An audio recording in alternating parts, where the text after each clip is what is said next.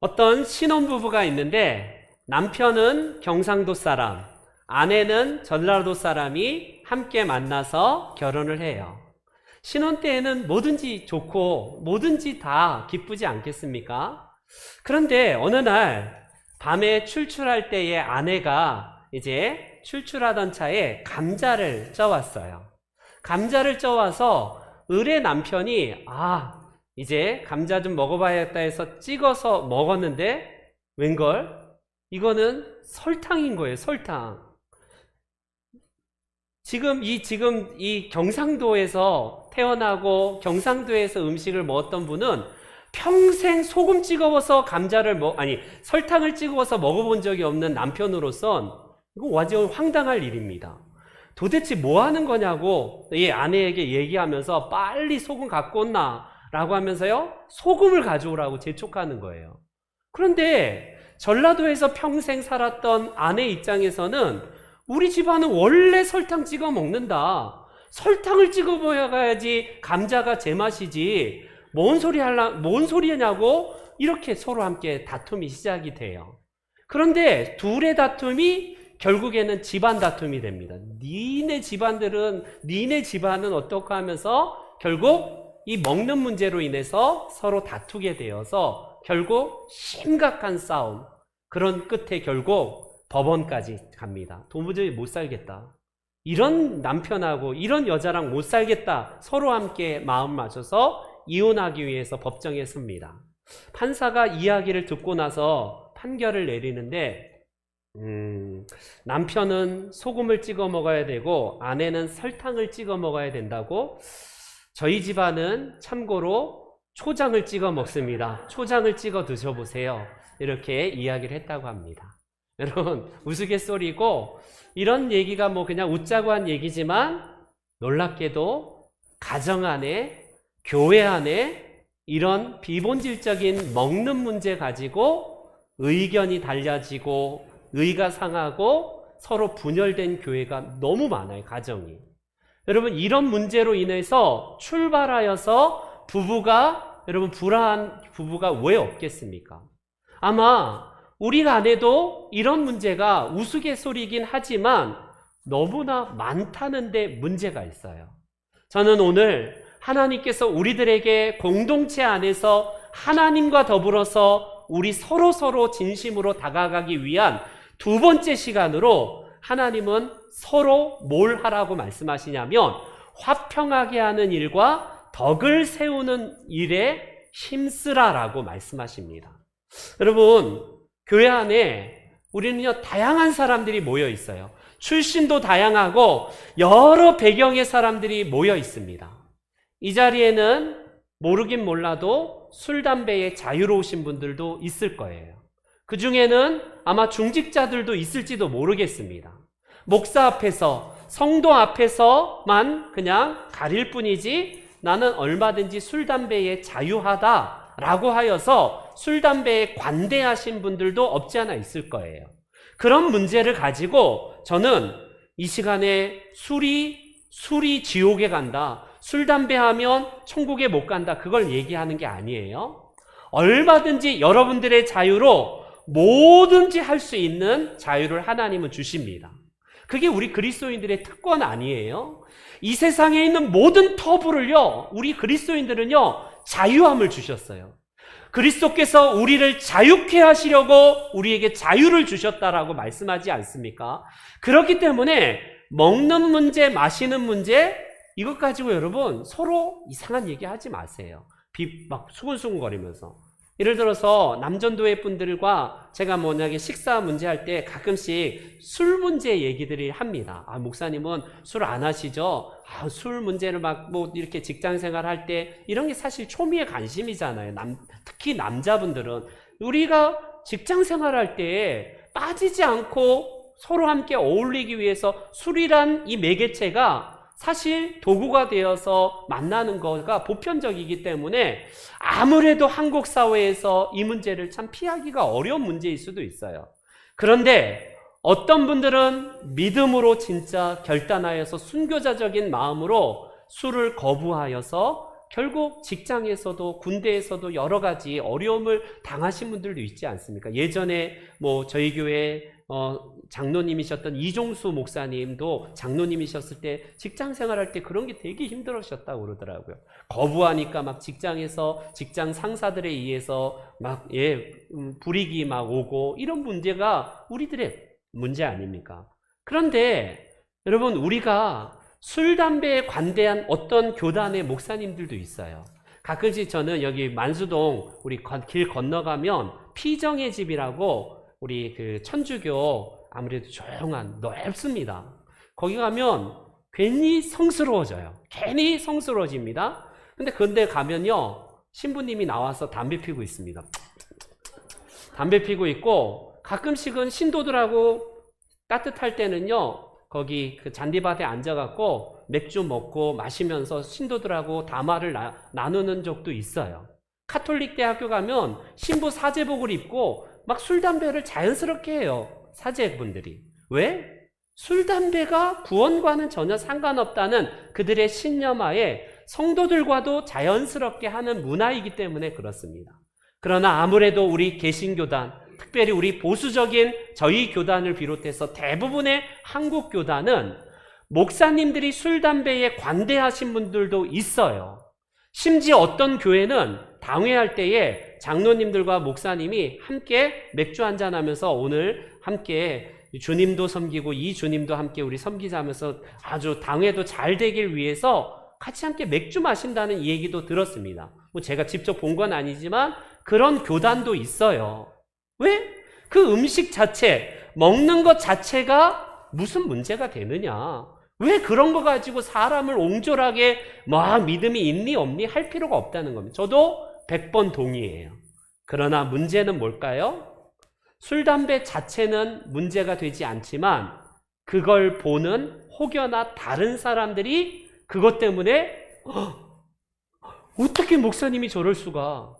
제가 여러분들과 만나서 신방할 때 집사님 집에 있는 소주 좀 가져오세요. 소주 좀. 오늘 한잔 해야겠습니다. 오늘 좀 맛있게 마시죠. 해서 탁 한잔 하면서 집사님 이 술맛 진짜 좋은데 이게 뭐 어디서 난 거야? 막 이러면서 얘기하면 어떤 분은 그럴 거예요. 야, 역시 우리 목사님 젊어서 역시 열린 마음이 있고 진짜 깨어있는 목사님이야. 진짜 저 목사님 진짜 성도를 이해하는 목사님이야. 이런 분들이 더 많을까요? 그 뒤에 목사가 아마 다음날 제 책상이 빠져 있을 겁니다. 빠져 있을 거예요. 왜 그럴까요? 여러분, 우리는요 성경에서 먹는 문제로 인하여서 서로 망하게 하지 말래요. 무슨 말이냐면 저는 함께 술이 죄냐 아니냐 이 문제가 아니라 우리가 그 술로 인하여서 담배 피는 문제로 인하여서 내가 주식하고 내가 도박하고 내가 마음껏 뭐 나이트클럽을 가든지 뭐 클럽에 가서 흔들러 제끼든지 뭘 하든 우리의 자유입니다. 그거는. 그러나 문제는 그걸 본 연약한 교회 성도들 중에 하나가 아니면 다음 세대들이 그 모습을 보고 너무 충격을 받거나 아예 복음에서 떠나서 내가 그 교회를 다닐 이유가 없다라고 해서 떠날 수도 있다는 거예요. 저도 한때는 신앙생활 할 때에 뭐 초등학교 때부터 뭐 대학생 우리 청년부 20여 년을 넘게 교육자 말이라면 하나님 말씀처럼 순종했어요. 지금 생각 뭐 하나님 말씀처럼 진짜 순종했습니다. 예를 들어 저희 교회 그 십자가 첨탑 있잖아요. 거기에 겨울만 되면 올라가. 그러면 크리스마스 트리 가지고 올라가서 그 조그만 놈이 제가 올라가서 그냥 크리스마스 트리 막 하고 그 전도사님은 밑에서 그냥 받아줘서 연결만 하고 그런 일들을 지금까지 한 거 보면 지금 올라가려고 하면 어떻게 올라갔는지 모를 정도로 그럼에도 불구하고 말씀 순종하고 그게 당연한 것으로 생각했습니다. 근데 어느 날 그분이 이민을 가신다고 교회에 사임을 했습니다. 근데 며칠 후에 길거리 지나가다가 우연히 레스토랑에서 봤는데요. 몇 cc인지는 제가 잘 모르겠습니다. 이 큰 컵에다가 맥주를 아주 맛있게 드시는 거를 딱 봤는데 제가 그 충격은 지금도 잊지 못해요. 정말 충격을 받았습니다. 어떻게 전도사님이 술을 이것 때문에 한동안 제가 많이 충격을 받았거든요. 그거예요. 여러분, 술을 먹고 마시고 담배를 피는 문제 아무것도 아닙니다. 하나님 앞에서 여러분들의 자유가 있어요. 그러나 우리의 몸이 성전이기 때문에 세상의 의사들도 술, 담배 하지 마세요. 그러지 않습니까? 그런 것처럼 우리의 성전인 몸을, 내 몸이 아니라 예수님의 몸이고 우리가 성전된 몸이기 때문에 건강할 필요가 있지 않습니까? 어찌되었건 우리는요, 이 모든 먹는 것, 마시는 것 때문에 우리에게 있어서 걸림돌이 되지 않도록 말씀하는데, 혹여나 나의 그 행동으로 인하여서 믿음이 연약한 자가 넘어질 수도 있다는 겁니다. 넘어질 수도 있다는 거예요. 오늘도 어떤 교회는 이 문제로 인하여서 넘어지고 갈려지는 교회들이 얼마나 많습니까? 저희 교회는 여기 카펫이 빨간색으로 깔려져 있는 거 보니까 주보혈파가 대부분 승리하신 것 같아요. 입이 좀 목소리가 크신 분들이에요. 주보혈파. 어떤 데는 저기 지금 파란색이잖아요. 어떤 교회는 어떻게 주님의 보혈이 아니라 주님의 보혈을 이제 우리가 경험했으면 푸른 초장으로 우리를 인도하니까 여기 카펫을 파란색으로 깔아야 된다, 녹색으로 깔아야 된다, 이것 때문에 다툰다고 하지 않습니까? 피아노를 위에다 놓아야 되냐, 밑에다 놔야 되냐, 이런 문제 때문에 다투는 거예요. 오늘 점심을 국수로 해야 될까, 밥으로 해야 될까, 이것 때문에 여전도회가 싸우는 거예요. 이견이 나눠져 갖고. 여러분, 국시냐 국수냐 이거 문제로도 교회에서 싸운대요. 국시다, 국시, 우리는 국시다 라고 하면서 국시라고 해요. 전라도 분들도 합세해서 맞다 우리도 전라도도 국시라고 한다 하면서 국수라고 하는 사람들이 이 국시라고 하는 사람하고 다퉈서 의견이 나눠지는 거, 이게 우습지만 교회 안에서 심심치 않게 의견이 대립되고 분열되는 한 모습이에요. 저는 오늘 이 시간에 본문에 서로란 말이 2번 나와요. 2번. 한 번은 하나님께서 서로 비판하지 말라. 또 한 번은 그렇기 때문에 우리는 서로 화평하게 하는 일과 서로 덕을 세우는 일을 위해서 힘쓰라. 이 2가지가 대비됩니다. 여러분, 내가 교회 안에서 비판하는 사람으로 서 있는지, 아니면 내가 화평하게 하고 그래도 내가 서로 함께 덕을 세우는 일에 힘쓰는지 함께 말씀을 들으시면서 내가 정말 하나님의 말씀으로 비판하는 분들이 계시다면 비판을 이제는 접으셔야 돼요. 왜? 하나님의 명령이니까. 그러나 서로 화평하게 하는 일과 서로 덕을 세우는 일에는 힘써 행하라, 힘써 일하라, 주님이 명령이십니다.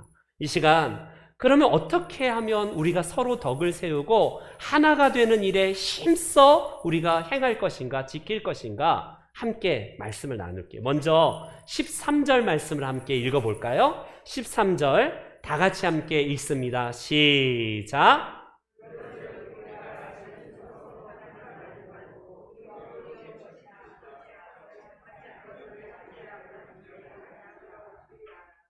여러분, 오늘 본문은 우리들에게 어떤 배경의 말씀이냐면 1세기 당시로 돌아가면 이런 문제가 심심치 않게 교회에 문제가 되고 대두가 됐습니다. 예를 들어서 교회 안에서 점심을 만약에 우리가 함께 먹을 때에 절대로 고기 먹으면 안 돼. 고기는 우상에게 바쳐진, 신전에 바쳐졌다가 온 거니까 이거 고기 함부로 먹었다가는 우리가 우상 숭배하는 거니까 고기는 빼. 무조건 채소를 통해서 우리가 이번에 먹자. 그런데 무슨 말이냐? 그게 신전에 바쳐진 건지 아닌지는 우리로서는 모르지만 고기 먹는 것 그 자체가 뭐가 문제되느냐? 그러니 고기 먹는 거가 하등 문제가 없다. 어떤 분은 고기에 관대하고 먹을 수 있는 자유가 있는 사람이 있고 그런 믿음이 있는 사람이 있는 반면에 또 다른 사람은 아니다. 그거는 신전에다가 갖다 바친 음식이기 때문에 절대로 먹어서는 안 된다라는 그런 분들이 있어요. 성경은 고기를 먹는 사람이 믿음이 더 좋은 사람이라고 말합니다. 고기를 먹어서는 안 되고 고기 먹는 것 때문에 실족하고 넘어지는 분들이 믿음이 더 연약한 사람이라고 말을 해요. 성경은. 그런데 이 문제예요. 고기를 먹는, 지금으로 말하면 술, 담배도 자유롭게 하고 내가 뭐든지 할 수 있다라는 관대하신 분들이 이 자리에 계시고 이 문제에 대해서 왜 자꾸 그런 문제 가지고 믿음이 그거밖에 안 되냐, 나는 이것 가지고 난 자유롭다 하는 분들이 있다면요, 기억하십시오. 첫 번째로 우리들에게 서로 협력하고 서로 하나 되고 서로 덕을 세우기 위해서는요, 형제 앞에 걸림돌을 두면 안 된다라고 하나님이 명하십니다. 천 목사가 여러분들과 함께 술, 담배를 자유롭게 할 수도 있고, 오늘 장로님들 오늘 근사한 나이트 한번 가죠. 물 좋은데 제가 알아놨습니다. 갈 수 있어요. 얼마든지 그거는 하든 구원과는 상관이 없습니다.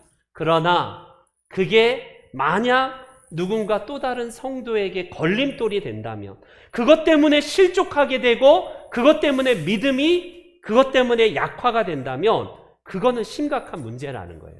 예수님도 말씀하지 않습니까? 누구든지 나를 믿는 이 작은 자 중에 하나라도 실족하게 한다면 그 사람은 차라리 연자맷돌을 목에다가 달고 바다에 빠져지는 게 더 낫다. 예수님이 상당히 심각한 말씀을 하세요. 여러분, 이게 얼마나 심각한 말이냐면, 작은 자, 소자에게 혹시 형제를 넘어뜨리는 자는 차라리 연자맷돌을 메고 바다에 빠지는 게 더 낫다라는 게 뭐예요? 그만큼 형제를 실족하게 하는 이 범죄는 안 된다는 거예요. 형제를 실족하게 하는 그 사람에게는 화가 있을 것이다 라고 하나님의 아들이신 예수님은 이걸 선포하고 있습니다. 사랑하는 성도 여러분, 음식으로 말미암아 내 형제를 근심하게 하지 말래요. 나는 얼마든지 술을 할 수도 있고 담배를 피울 수 있는 자유와 그 믿음의 경계가 훨씬 더 크다 할지라도 나는 양심적으로 하나님 앞에 거리낌이 없이 신앙생활하는데 술, 담배에도 얼마든지 관대하신 분들이 계시다면 내 자유로 형제의 덕을 꺾어버리는 이 행위는요, 성경에서 금하는 거예요. 그래서 바울 사도가 뭐라고 합니까? 바울 사도는요, 그 시대에 먹을 수 있지만 뭐라고 하냐면, 그가 그러므로 만일 음식이 내 형제를 실족하게 한다면 나는 영원히 고기를 먹지 아니하겠다, 이런 결단을 합니다. 여러분, 그거예요. 우리가 하나가 되고 화평하게 되고 서로 함께 덕을 세우는 데 있어서 내 자유, 내가 그렇게 허용하는 범위대로 나는 마음껏 해도 된다, 그런 사람은 성경과는 상관없는 사람이에요. 하나님은 너희들의 자유로 형제의 걸림돌이 된다면 그거는 자유를 제한해야 된다라고 말씀하고 계십니다. 율법 때문이 아니라 그것은 교회가 서로 화평하게 하고 서로 하나가 되는 일에 있어서는 힘쓰래요. 그냥 보통 해서는 안 되고 힘써서 지키래요. 힘써서 서로 하나가 되게 하는 것을 힘써 지키라라고 성경은 말씀합니다. 그러나 많은 경우 어때요? 하나가 되고 덕을 세우는데 힘쓰는 게 아니라 서로 비판하는 데 힘을 씁니다. 목사가 술한데, 장로가 담배 피는데, 안수 집사님이 글쎄 어쩌고 저쩌고, 권사가 어쩌고 저쩌고. 여러분 어떻습니까? 수없이 우리 안에서 만약에 이런 공동체가 있다면 그 공동체는 보나마나 여러분 콩가루 공동체겠죠. 그 집안이면 콩가루 집안이 되고 교회면 콩가루 교회가 되는 거예요. 그렇기 때문에 하나님은 오늘 말씀을 통해서 먹는 것 때문에 나는 자유하지만 그것이 있다면 결국 실족하지 않도록 최대한 배려하고 최대한 공동체의 화평함과 하나됨을 위해서 내가 헌신하는 일에 힘써야 된다. 이게 우리 하나님께서 말씀하시는 바입니다. 내 자유로 형제를 걸려 넘어지게 하는 일들에 앞장서는 것이 아니라, 여러분, 우리가 하나님의 은혜를 받은 자로서 이제는 교회의 몸된 공동체로 하나가 되어서 서로 함께 섬기는 일, 그래서 비판을 힘쓰는 게 아니라 서로 화평하게 하고 덕을 세우는 것이 힘써서 할 일이다 라고 말씀을 하고 계십니다. 우리 귀한 우리 성도 여러분 한 분 한 분이 올 한해는 그런 걸 목표로 하셔야 돼요. 내가 비판을 위해서 그동안 힘써서 이 빅마우스 백설공주들 있잖아요. 백설공주. 우리 다니면서 수없이 많이 이렇게 내가 막 비판을 일삼는 분들은 이제는 하나님이 하지 말라고 합니다. 반대로 서로 덕을 세우는 일에 힘쓰라. 주님이 명하셨기에 우리 귀한 공동체와 우리 성도님들이 거하시는 가정들마다 아름답고 행복하고 건강한 복된 공동체로 쓰임받기를 소망합니다. 두 번째로 우리 한번 19절 말씀 한번 읽어보겠습니다. 19절 다 같이 읽습니다. 시작.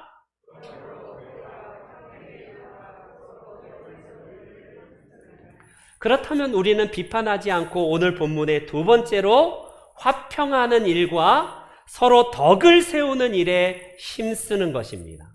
그러면 여러분 서로 화평하고 하나가 되고 서로 덕을 세우기 위해서는 어떻게 해야 될까? 여러분 저를 한번 따라해 주세요. 다른 것은 틀린 게 아니다. 시작. 다른 건 틀린 게 아니에요. 저는 서울에서 태어났지만 서울에서 평생 음식을 먹고 부모님은 이제 전라도 분들이라서 전라도 분들 특징이 있잖아요. 아까 말했듯이 감자도 그렇고 제가 이제 경상도 아내를 만나서 경상도 처갓집에 가서 음식을 먹는데 여러분 되게 생경했습니다. 그 순대를 먹는데 저는 평생 소금을 찍어서 먹었어요. 근데 경상도 분들은 희한하게 뭘 찍어 먹는다? 된장 찍어 먹더라고요. 된장. 제가 처음 본 이 생경한 광경에 평생 서울에 살다가 이 소금만 찍어 먹는 곳에서 살다가 경상도 가니까 경상도에서는 된장 찍어 먹는 거더라고요.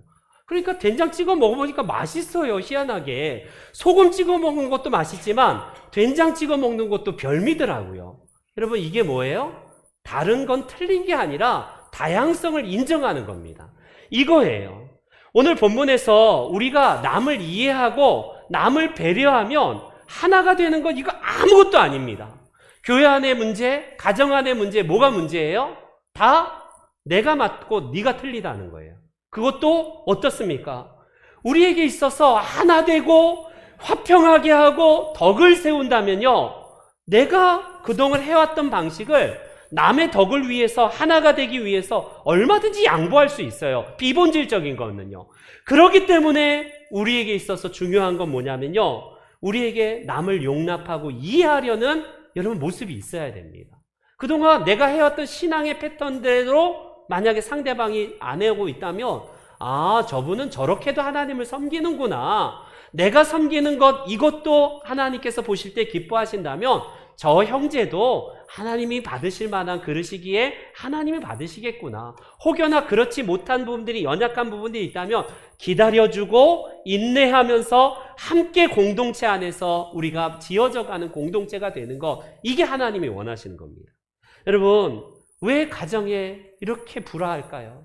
왜 교회마다 왜 이렇게 분당이 일어나고 서로 함께 분쟁이 일어나고 시끄러울까요?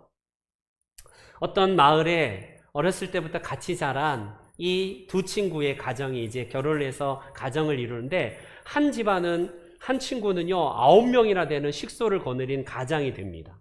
근데 한 친구는 3명, 단란한 3명의 가정으로 이제 이루어지는데, 이 9명을 이룬 대가족을 이룬 이 친구의 집은요 늘 웃음이 떠나지 않아요.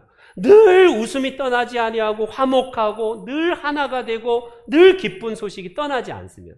근데 이 세 식구, 별로 되지도 않는 이 식구는 늘 냉랭하고 늘 싸움이 일어나고 늘 불화한 겁니다. 그래서 안 되겠다 싶어서 이 친구가 9식구를 거느린 친구의 가정에 가서, 자네 좀 나에게 비결 좀 알려달라고. 자네는 식구들도 많은데 어떻게 그렇게 항상 웃을 수 있고 집안이 늘 평안하고 그렇게 화목할 수 있는 비결이 뭐냐고.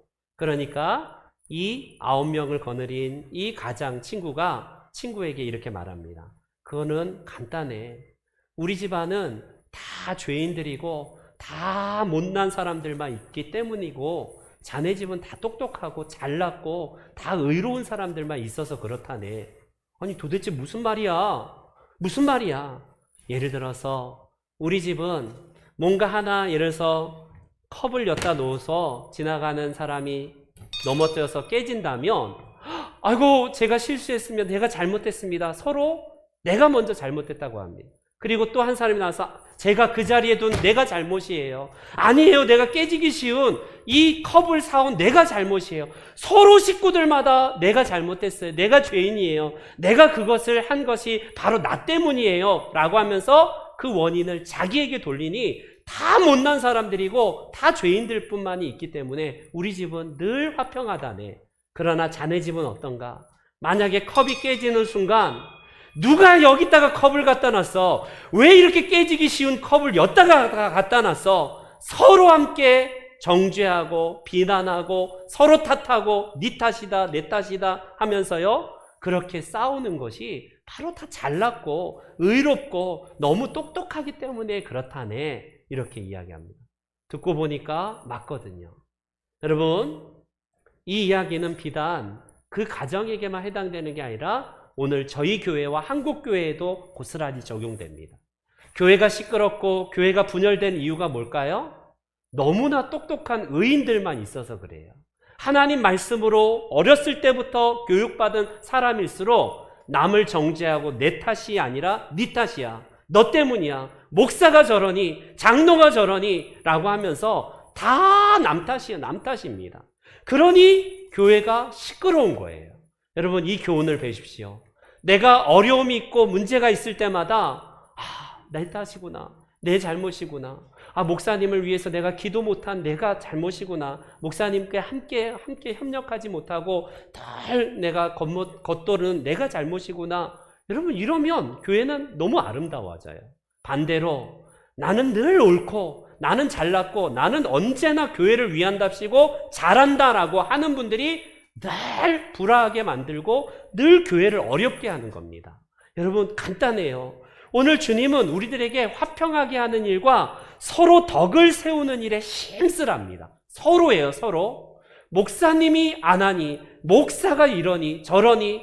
여러분, 일방적으로 그런 분들이 있다면요. 하나님 앞에서 서로 덕을 세우래요. 서로 덕을 세우래요. 하나님께서는요, 그러할 때에 아름다운 가정이 되고 아름다운 교회가 되는 거예요. 누군가가 내 눈에 결점이 보입니까? 뭔가 부족함이 보이고 뭔가 좀 마뜩찮아 보여요? 그런 것들이 내 눈에 보인다는 것은 하나님께서 이것도 은사잖아요. 그걸 가지고 발설하고 누설하라는 게 아니라 그 부분에 내가 채워줘야겠구나. 아니 남들이 보지 못하는 특별한 은사 아닙니까? 그 문제를 더 크게 확대하는 게 아니라 저게 문제니까 내가 그 부분에 대해서 희생해야 되겠구나. 헌신해야 되겠구나. 이거예요. 그렇기 때문에 오늘 본문의 말씀처럼요. 남을 이해하면 아무 문제가 되지 않습니다. 여러분 저희 집사람이 저희 아버지가 지금도 가끔씩 그런데 국수 드실 때에 설탕을 막 들이붓거든요. 전라도 분들의 특징이 아닙니까? 국수를 막 드실 때 막 칼국수 이런 거 드실 때도 저희 엄마도 그렇고 어렸을 때 저는 자연스럽게 설탕을 막 들이부어 갖고 달달한 그런 거를 먹는 게 그냥 습관이 돼 있는데 집사람이 그 모습 보고 깜짝 놀라서 막 자지러지더라고요. 우와 하면서 깜짝 놀랐는데 그 다음부터 그렇구나 해서 설탕을 조금 빼고 먹으니까 그런 대로 맛있어요. 여러분 이게 다양성 아닙니까? 교회가 다양성을 인정하셔야 돼요. 그게 하나님께서 우리를 이해하면 틀린 게 아니라 이해하고 배려하면 다르구나. 다를 수도 있구나. 그래서 여러분 배려하는 거예요. 아까 고기 먹는 문제, 우상 앞에 여러분 다 어떤 분들은 그냥 먹을 만한 그런 이 믿음이 있어요. 저는 어렸을 때 주일학교 때 어떤 설교를 들었냐면 시루떡은 귀신이 밤에 와서 오줌 싼 떡이니까 시루떡 먹지 마라. 우상 숭배하고 제사 드린 떡이니까 그러니까 주일학교 때 좀 아무래도 이해하기 쉽게 그렇게 설명해 주시겠죠. 선생님들이나 우리 전도사님들이. 그래서 저는요. 옆집에서 이게 돌떡인지 아니면 무슨 떡인지는 모르니까 드세요 하고 갖고 오면 제 기억으로 어렸을 때 그거 바로 받자마자 가면 바로 재래식 화장실에다 다 버렸어요. 왜? 시루떡은 곧 제사 음식, 곧 그거는 귀신이 오줌 싼 음식이니까 먹어서는 안 되는 하나님이 기뻐하시지 않는 음식. 근데 제가 어느 날 시루떡을 먹고 계시는 교회 안에 어른들을 봅니다. 아무렇지도 않게 맛있게 먹어요. 그걸 보면서 충격을 받을 수 있지만 그게 아무것도 아니구나. 그거예요, 여러분. 여러분 우리가 먹는 문제, 마시는 문제 때문에 형제를 향해서 넘어지게 하고 이해하지 못하면 늘 다툼이 나는 거예요. 저분은 저분의 믿음이 있고 내가 그럴 만한 믿음이 있다면 아까 첫 번째 말씀드렸듯이 그것을 내가 하지 않고 오히려 덕을 세우는 일에 힘쓰는 것처럼 여러분 그런 분들이 연약한 분들이 있으면 이해하시고 배려하시는 겁니다. 이게 우리에게 하나님께서 주신 서로 화평하게 하는 일과 덕을 세우는 일에 충성되는 겁니다. 마지막 세 번째, 여러분 17절 말씀 다 같이 읽게요. 17절 시작.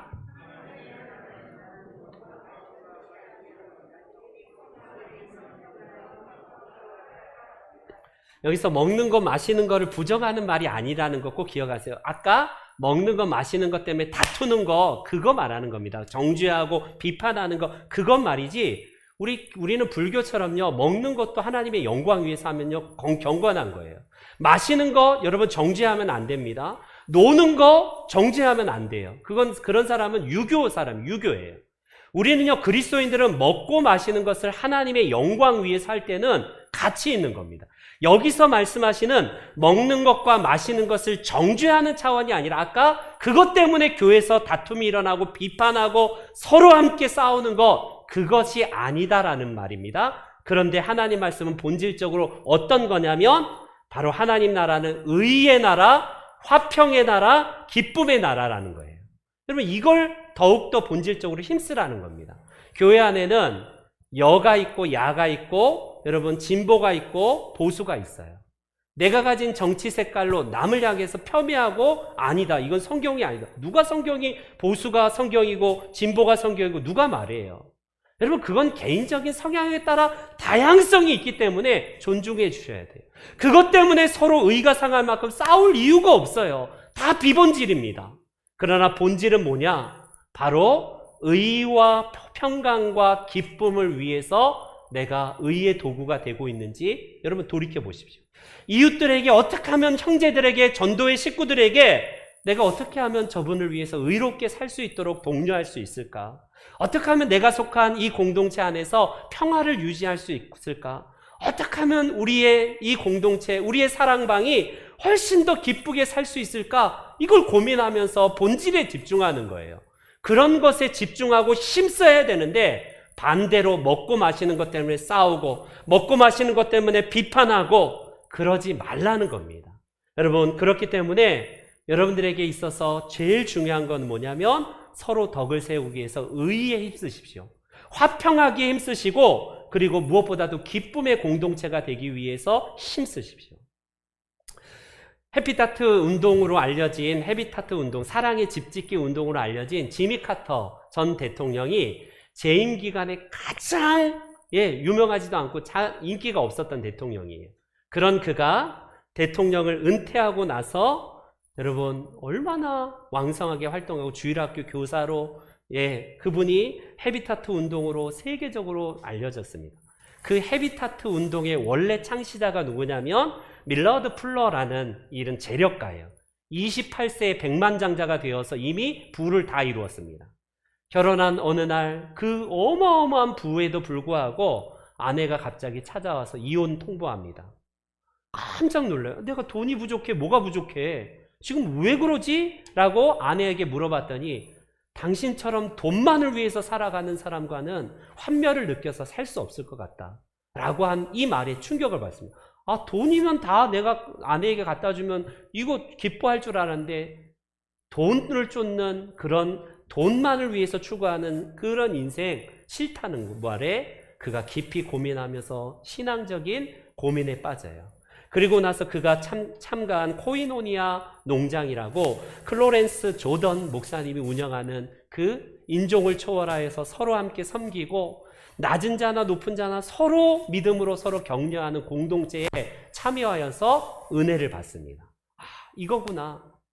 내가 권력이 있는 자가 권력을 부리는 게 세상의 이치인데 권력 있는 자가 오히려 믿음이 연약하고 연약한 지체를 섬기는 공동체를 보고 깊은 감화를 받고 나서 그가 돌아와서 아내에게 무릎 꿇고 용서를 구합니다. 그리고 나서 그는 자기의 백만장자 어마어마한 재산을 다 어떻게 하냐면 다 처분하고 그걸 전부 무주택자, 집이 없어서 가난한 흑인들과 무주택자들을 위해서 전부 다 희사해서 헤비타트 운동을 그때 시작한 거예요. 그래서 이 운동이 그가 가졌던 모든 재산, 여러분 개인용 자가용 비행기까지 있었던 사람인데 백만장자에서 하루아침에 빈털터리가 되어서 그는요 이렇게 고백을 합니다. 내 삶에 지금과 같이 행복한 적이 없었다라고 고백합니다. 그가 미국에서 수여하는 자유의 메달, 마르틴 루터 킹 인도주의 상을 비롯해서 수없이 많은 상을 받았는데 그를 향해서 요약하는 한 대목이 뭐냐면 그는 욕심을 버려 하나님을 만났고 물질을 포기하고 진정한 가치를 발견했고 특권을 포기하고 행복을 얻었으며 자신을 버려 이웃을 찾았고 쾌락을 버려 영향력을 남길 수 있었다. 그를 평가하는 한 줄입니다. 여러분 이게 우리의 신앙인의 모습이에요. 내가 가진 권력을 가지고 남을 부리려고 하는 자리가 아니라 섬기는 자리에서 의와 화평과 기쁨, 희락을 위해서 내가 얼마나 헌신하는지. 여러분 우리는 밀러처럼 백만장자는 아닐 거예요. 내가 헤비타트 운동에 직접 참여해서 망치를 들고 누구가 남의 집을 지어주지 않을지도 모르겠습니다. 그러나 오늘 덕을 세운다라는 이 원어가 뭐냐면 건축한다는 거예요. 건축한다. 여러분들도 얼마든지 이 밀러처럼 보여지는 망치를 가지고 남의 집을, 보이는 집을 져주진 않을지 모르지만 우리 안에 있는 무형의 교회, 이 집을요 지금도 우리의 망치로 짓고 있는 상태예요. 그 망치로 남을 짓누른 게 아니라 누군가를 세워주고 북돋아주고 하나가 되고 화평하게 하고 즐겁게 하는 일에 내 몸이 헌신된다면 밀러가 고백하기에 진정한 가치와 행복을 그가 누린다라고 말하지 않습니까? 여러분 우리 모두가 올 한 해 아니 하나님께는 전심으로 나아가는 거 다 잘할 거예요. 다 잘합니다. 말씀드리지 않아도 너무나 잘하세요. 그러나 하나님은 또 하나의 축 사람에게는 진심으로. 그래서 성경은 예수 믿고 천국 가라, 나 기도 많이 해라, 예배 잘 들어라 이것만 있는 게 아니라 더 많은 말씀이 서로 함께 그 중에 오늘 두 번째 서로 화평하게 하는 일과 서로 덕을 세우는 일에 힘쓰래요. 그냥 보통 하라는 게 아니라 힘써서 하래요. 다른 성경 말씀에는 성령이 하나가 되게 하신 것을 힘써 지키라 라고 말씀합니다. 여러분 보통 해서는 안 된다는 거예요. 내 몸을 쳐서 남을 이해하지. 아 그럴 수도 있겠구나. 이해하면요 그게 오해가 아니라, 물론 그게 오해가 아니라 진실일지라도 기다려주고 그가 그래도 하나님 앞에서 더 믿음의 사람들로 세워지는 것이 나의 의와 화평과 기쁨의 사역으로 인하여서 하나님께 더욱더 가까이 가고 공동체가 하나가 된다면 내가 희생하는 게 뭐가 아깝겠습니까? 밀러는 전 재산을 다 들여서 하나님 나라를 위해서 쓰임받지 않나요? 지미 카터 대통령도 마찬가지고 그 이후에 한국에 와서 우리 정근모 박사님을 비롯해서 지금은 한국 헤비타트 운동의 이사장이 윤영주 장로님이신데 그분으로 이어지고 있습니다. 저와 여러분들이 하나님 안에서 진짜로 하나가 되고 화평하게 하는 이 일에, 서로 함께 덕을 세우는 일에 둘째가라면 서러운, 그래서 힘써서 하나님 앞에 나아갈 때 오늘 우리 주제 선고 있지 않나요? 이로써 그리스도를 섬기는 자는 하나님을 기쁘시게 하고 사람들에게도 칭찬을 받는다. 오늘 이 본문 말씀처럼 하나님께는 전심으로, 우리가 사람에게는 진심으로 칭찬받고 서로 하나가 되고 화평하게 하는 일에, 덕을 세우는 일에 힘쓰는 우리 성도님들 다 되시기를 주의 이름으로 축원합니다. 아멘. 다 같이 일어나셔서 우리 함께 서로 격려하면서 찬송 드리죠.